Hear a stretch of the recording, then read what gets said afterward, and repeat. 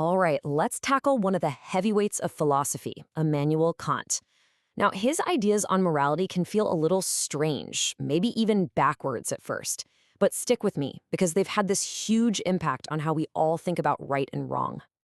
And it all really boils down to this one question. Think about it. Does a good deed still count if you did it for a totally selfish reason? For Kant, the answer is a huge, definite no. And that single idea is pretty much the key to unlocking his entire way of thinking. So that brings us to his first and honestly pretty radical idea. For him, the moral value of anything you do, it has absolutely nothing to do with the outcome. Zero. It's all about why you did it. It's all about the motive. You know, a lot of us, maybe without even realizing it, we tend to think like utilitarians, right? The best action is the one that creates the most happiness or the best results. But Kant just throws a wrench in that whole way of thinking. His point is, hey, you can't really control the consequences, can you? So how can that be what matters morally? The only thing you have total control over is your own intention, what he called the quality of your will. Okay, let's make this real. Kant gives this great example of a shopkeeper. An inexperienced customer comes in, and the shopkeeper could easily shortchange them. He doesn't. He gives the correct change. On the surface, that sounds like the right thing to do, right? But here's the kicker. He only did it because he was worried that word would get out and it would hurt his business. For Kant, that action has zero moral worth. None. It's the right act, sure, but for completely the wrong reason. And that quote right there just perfectly captures his whole point. Kant says, a good will is the only thing that's good, period. Even if your best intentions totally blow up in your face and you accomplish nothing, the pure motive to do the right thing is what counts. It would still shine like a jewel, all on its own. So what is the right motive then? Well, for Kant, there's only one, what he calls duty. This means doing the right thing simply because it's the right thing. Basically, anything else you can think of, doing something because it makes you feel good or out of pity or for your own self-interest, he just lumps all of that into one big category he calls inclination. And actions driven by inclination? Nope, no moral worth. All right, so let's take this idea and see how it leads to something even more mind-bending, Kant's idea of what it means to be free. And I'm telling you, it is probably not what you think. You remember this old slogan, right? Obey your thirst? Well, believe it or not, this is a perfect example of what Kant would call the exact opposite of freedom. When you just obey your thirst, who's really calling the shots?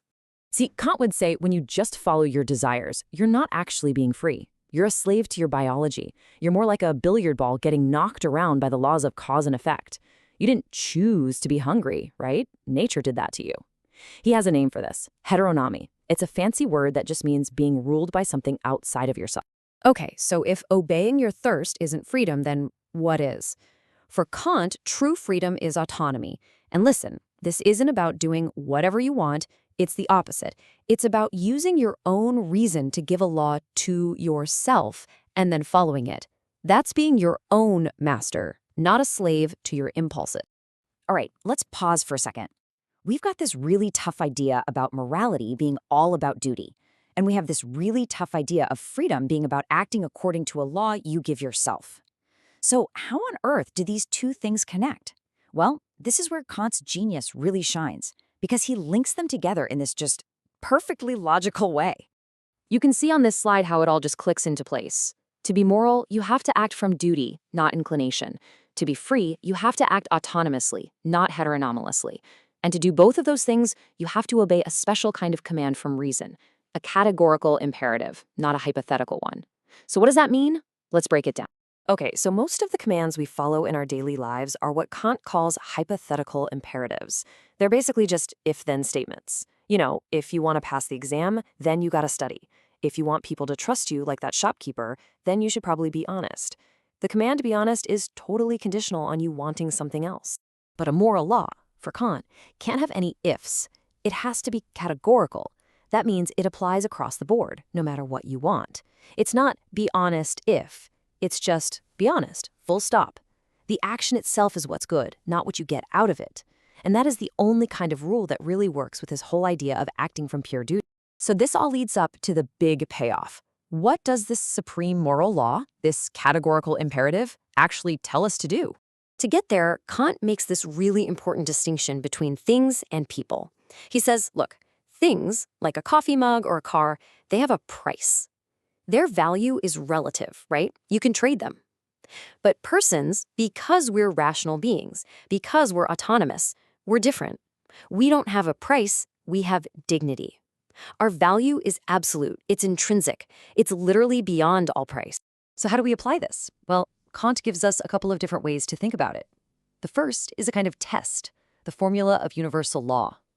Basically, before you do something, ask yourself if you could logically want the rule for your action to be a rule for everyone, everywhere.